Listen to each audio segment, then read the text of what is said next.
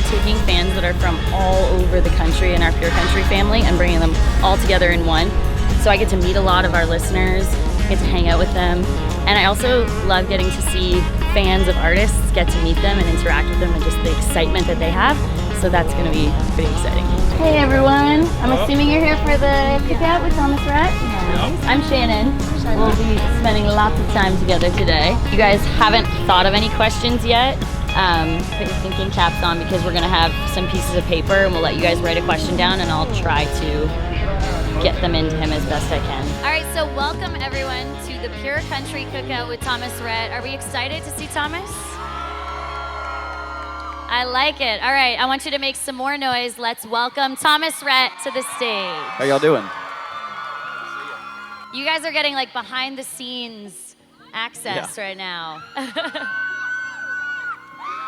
I'm good, how are you? I'm doing well. Last time I saw you, you were just about to release your album. It was like a day away. I know, right? It was a Oh whirlwind. my goodness. So a lot of exciting things have happened since then. Do what now? A lot of exciting things have happened since then. A lot of exciting things. Put a record out, and do y'all have the record? You don't have to lie. A couple people.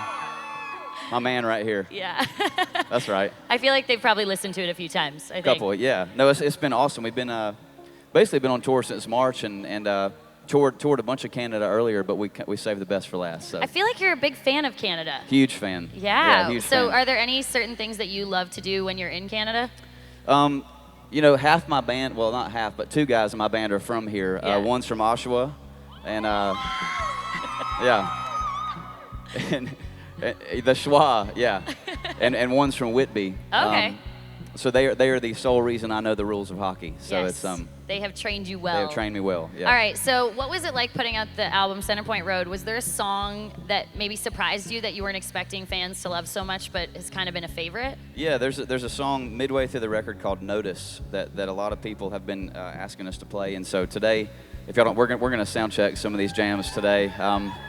We basically put a record out in the middle of tour and realized, oh crap, we have no time to rehearse any of these songs. So y'all going to see some of that today, and hopefully we'll put some of those in the show tonight. That's awesome. So, yeah. And Notice is my favorite song Oh, on thank the you. record. Does anybody here have green eyes? Anybody? Or am I the only one?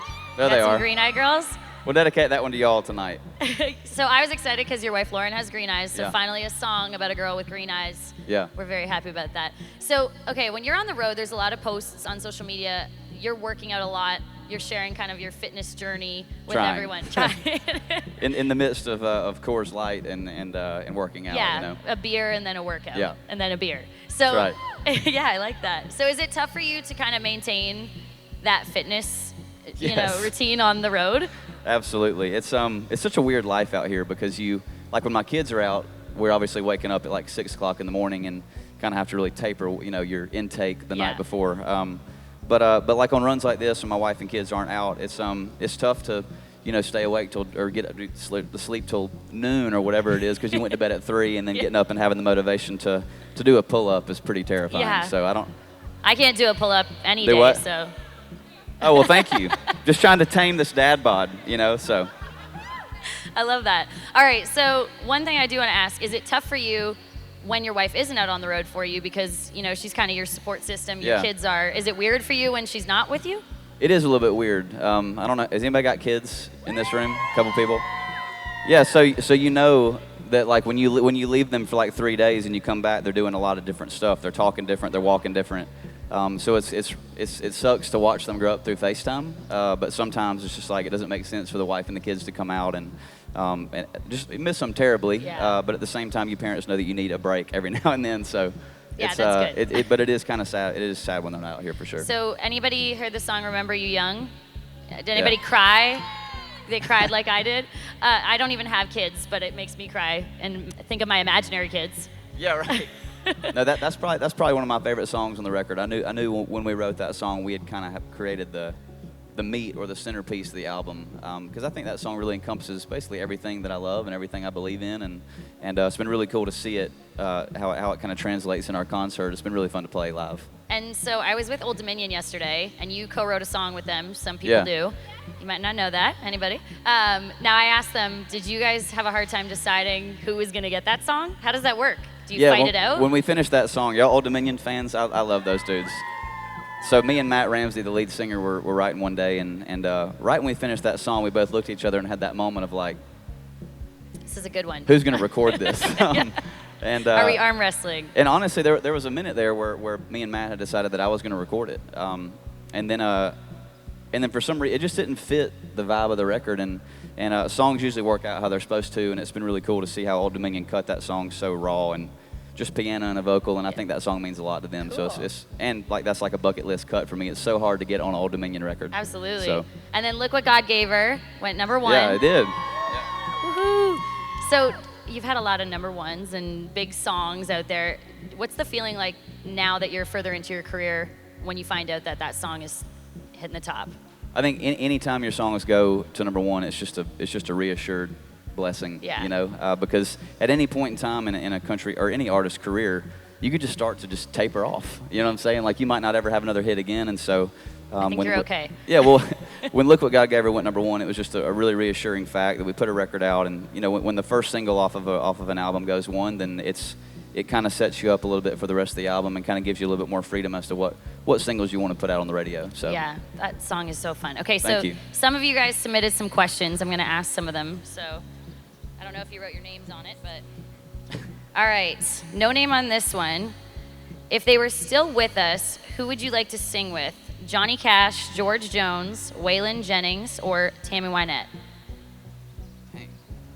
Who asked that? Really put you on the spot there. I think Waylon probably. Yeah.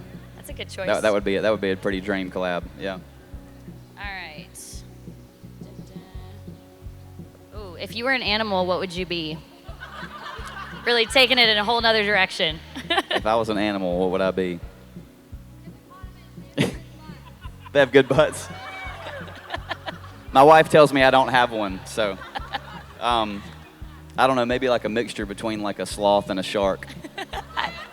Sloth all really, the way. really laid back, but also aggressive when I need to be. I like that. Okay, this is Rebecca. If heaven forbid country music no longer existed, could you throw yourself into a different genre of music? That would be really sad. That would be really sad. Who even thought that would happen? I don't know if I was in any other genre, even though this genre doesn't really exist anymore, but I would have been somewhere in the 70s rock and roll. I think like Rolling Stones or Led Zeppelin era. I think that would have been a blast. Yeah, that's good. Yeah. All right, this is a good one. Mermaids or unicorns? I think that Who says thinks M. of this? That was you? I had a feeling it was you. Emma? All right, I'm gonna go with Mermaid just because. Is that a good answer? Just because The Little Mermaid in our house is played 12 times a day, so. All right, and what made you choose adoption, you and your wife? I feel like that might be a long answer. Yeah. I thought you said we weren't getting deep up here. I know. No, it's always been on my wife's heart for sure. My wife's mom was adopted at like birth, and so it's always been on Lauren's heart. And then when we got married, it ultimately became on my heart as well. And we did try initially, 5 years in our marriage to have a kid, and it wasn't happening, you know. And at that point in time, the Lord kind of called us to go and do, and we met Willa Gray. It was just an immediate like, this is what we're supposed to do. Gotta be ours. And now she's almost 4. It's really, really crazy. But yeah, that was one of the most amazing things that we ever did. So that's awesome. All right. Well, thank you so much for doing this. Yeah, of course. And thank you all for being here. Yeah, thank you all for coming. I appreciate it.